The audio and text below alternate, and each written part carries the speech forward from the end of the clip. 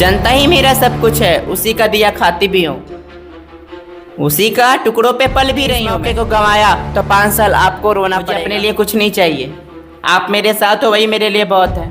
गिरिडीह विधानसभा से इतिहास में ऐसा पहली बार होने जा रहा है कि कोई थर्ड जेंडर ने अपना नामांकन दर्ज करवाए हैं। और हमारे साथ बात करने के लिए अश्विनी अम्बेडकर जी। तो सबसे पहले जोहार। जय झारखंड, जय जौहार। और हमारे मीडिया प्रभारी को और हमारे विधानसभा के जितने भी नगरवासी हैं उनको भी जय झारखंड, जय जौहार, जय संविधान। तो इससे पहले भी आप कोई चुनाव लड़ते, क्या पहली बार विधायक का चुनाव लड़ते हैं? नहीं, मेरा फर्स्ट टाइम है, फर्स्ट टाइम है। तो ये कहाँ से मतलब आप सोचे कि हमको विधानसभा जाना है? तो कोई आपको मतलब जनता लोगों ने आगे आने के लिए कहा होगा, आप कुछ? बिल्कुल, जनता लोगों ने, हमारे पब्लिक सपोर्ट है, पब्लिकों ने बोला कि दीदी आप असेंबली इलेक्शन में फ़ाइट करो आप, क्योंकि हम ऐसे भी समाज सेवा शुरू से करते आ रहे हैं, सोशल एक्टिवेटेड हम पहले से हैं, पूर्व से 10 सालों से हम समाज की सेवा किए और आने वाले टाइम में पब्लिक का रिज़ल्ट भी अच्छा है अभी तक और आने वाले टाइम में भी अच्छा ही होगा। तो जैसे कि आपका समाज में मतलब बहुत सारे लोग हैं जो कि शिक्षा से वंचित रह जाते हैं, तो सबसे पहले आप जीतिएगा तो अपने समाज के लिए क्या कीजिएगा? हम अपने समाज के लिए नहीं और आपके समाज के लिए, हम सभी के लिए करेंगे, सभी समाज के लिए करेंगे। कि सबसे पहले शिक्षा, आपने अभी हमारे गिरिडीह विधानसभा में क्षेत्र 32 में कितने हाई स्कूल है, मिडिल स्कूल है ना? क्या उस स्कूल के सरकारी टीचर्स जितने भी है, गवर्नमेंट टीचर हैं, उनके बच्चे उनके खुद के स्कूल में पढ़ रहे हैं? जितने भी सरकारी टीचर है उसके बच्चे प्राइवेट स्कूल में जाते हैं। क्यों जाते हैं? ये तो सरकार का काम है। क्यों जाते और हैं? चेक भी नहीं करवाते या हैं। तो शिक्षा अच्छा नहीं है या शिक्षिका अच्छा नहीं है। शिक्षक अच्छे हैं लेकिन वो पढ़ाते ही नहीं है, क्योंकि उसको अपने बच्चे पे भरोसा, उसको खुद पे अपने बच्चे पे भरोसा नहीं, तो दूसरे बच्चे को कहाँ से शिक्षा देंगे? ये दूसरों पे नहीं, टीचर को खुद पे भरोसा नहीं है कि मैं अच्छा टीचर हूँ, तो वो फिर अपने बच्चों को टीचिंग कैसे करेगा, अपने बच्चों को शिक्षा कैसे देगा? फिर जब खुद में कॉन्फिडेंस रहेगा कि मैं एक गुड टीचर है, अच्छा टीचर हूँ मैं और मैं बच्चे को अच्छा शिक्षा दे सकता हूँ, तो अपने बच्चे को भी वो उसी स्कूल में पढ़ाएगा। तो यानी कि शिक्षा में कमी है या शिक्षा में, दोनों में कमी है। तो सबसे पहले इंपॉर्टेंट है एजुकेशन। एजुकेटेड रहोगे आप, एजुकेशन मिलेगी आपको, तो आप कोई भी समस्या का समाधान खुद निकाल सकते हो, अपने हक अधिकार के लिए खुद बात कर सकते हो। अभी के टाइम में बच्चे को पढ़ाया नहीं जाता है और अच्छे स्कूल की अवेलेबिलिटी नहीं है, उनकी अच्छे से अरेंजमेंट नहीं है, तो कहीं ना कहीं हमारे क्षेत्र की कमी है और हमारे लीडर की कमी है, हमारे असेंबली की कमी है। अगर आप सरकार में आते तो शिक्षा व्यवस्था को कैसे दुरुस्त कीजिएगा गिरिडीह विधानसभा में? अब सत्ता में आने के बाद, उसके बाद में शिक्षा को उस विधि पूर्वक ही दुरुस्त किया जाएगा और जिस प्रक्रिया से दुरुस्त होगा उसी प्रक्रिया को अपनाया जाएगा। अभी जैसे कि झारखंड में CGL और JCC का एग्जाम हुआ था, उसमें सुनने में आ रहा है कि 20-25 लाख में नौकरी बेच दिया गया, और यहाँ के युवा बहुत मेहनत भी करते हैं और उनको नौकरी, उसी पूंजीपतियों को, उसी उद्योगपतियों को टिकट भी दिया गया है जिसने सीट खरीदा है। तो आप आइएगा तो क्या इस बात को विधानसभा में रखिएगा?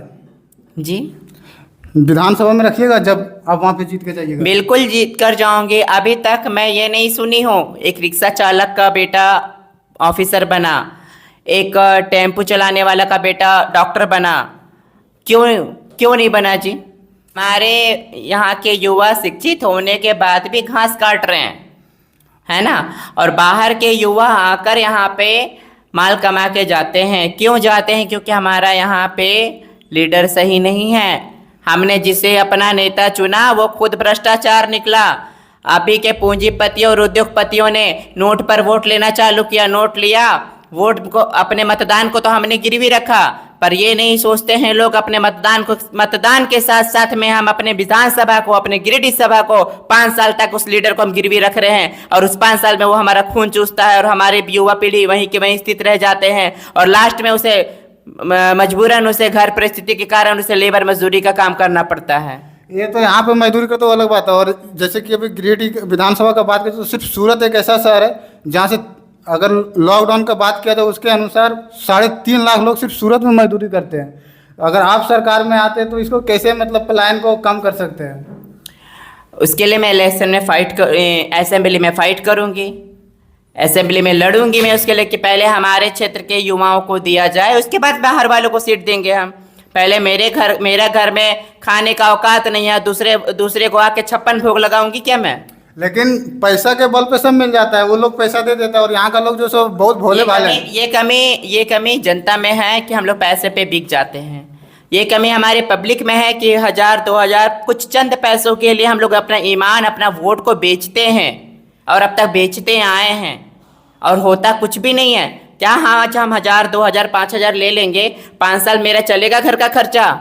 उससे नहीं चलेगा, और उससे उसके बच्चे का भविष्य भी खराब हो रहा है। आप 5000 ले लिया, आपने वोट दे दिया किन्हीं को भी, किसी भी, जैसे मैं कोई भी एनी पर्सन को, और उसके बाद 5 साल के बीच में अगर अपने बच्चों के लिए कुछ अगर पेपर डॉक्यूमेंट साइन करवाना या फिर कोई भी ऐसा प्रोसीजर काम पड़ेगा, क्या एमएलए साहब आपको सपोर्ट करेंगे? आपको करते हैं इस बात का सपोर्ट?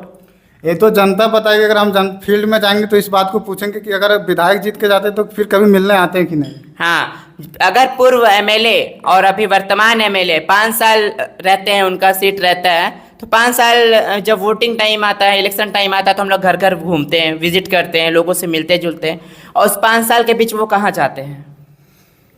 ये तो जनता तय करेगी। जैसे कि आप जीतिएगा तो क्या चुनाव जीतने के बाद भी आप जनता के साथ इतना ही एक्टिव रहिएगा जितना। मेरा 365 दिन का दौरा है, मेरा एक दिन का, मेरा जनता ही मेरा घर है, मेरा जनता ही मेरा परिवार है, मेरा दूसरा कुछ नहीं है। मैं आज भी दौरे पे रहती हूँ सत्ते में तो भी, नहीं हूँ सत्ते में तो भी मैं गिरिडीह में विजिट करती हूँ। अगर आप चुनाव हार जाएंगे तो भी आप जनता के बीच में रहेंगे। हाँ, फिर भी जनता के बीच में, क्योंकि जनता ही मेरा सब कुछ है, जनता ही मेरा सब कुछ है। उसी का दिया खाती भी हूँ, उसी का टुकड़ों पे पल भी रही हूँ मैं, तो मैं जनता को कैसे छोड़ दूंगी?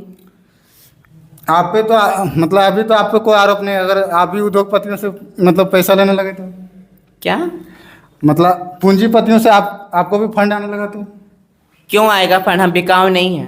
आप बिकाऊ नहीं? नहीं, किसके लिए बिक अपने? अच्छा, मैं किसके लिए बिकूंगी? अपने आप के लिए, अपने लिए। मुझे अपने लिए कुछ नहीं चाहिए। आप मेरे साथ हो, वही मेरे लिए बहुत है। आप सिर्फ जनता का आशीर्वाद पाने के लिए विधानसभा में? बिल्कुल। कोई लीडर बनता है तो अपने फैमिली के लिए, कोई लीडर बनता है तो अपने बच्चों के लिए, कोई लीडर बनता है तो अपने घर परिवार, अपना घर मकान बनाने के लिए। पर मैं लीडर बनी हूँ तो जनता को बनाने के लिए। मैं लीडर बनी हूँ उन युवाओं के लिए, मैं लीडर बने हूँ इन महिलाओं के लिए जो शोषण होती जा रही है, पीड़ित होती जा रही है, मैं उसके लिए बनी हूँ। चलिए ठीक है, इतना ही। एक लाइन और कहना चाहूंगी मैं, और आपकी विकास पार्टी को तहे दिल से धन्यवाद करती हूँ मैं, जिन्होंने मुझे इतना शुभ अवसर और अच्छा ये मौका दिया है कि मैं जनता के बीच में आ रही हूँ, और जनता को भी ये सुनहरा मौका को गंवाना नहीं चाहिए। अगर आज आपने इस मौके को गंवाया तो 5 साल आपको रोना पड़ेगा।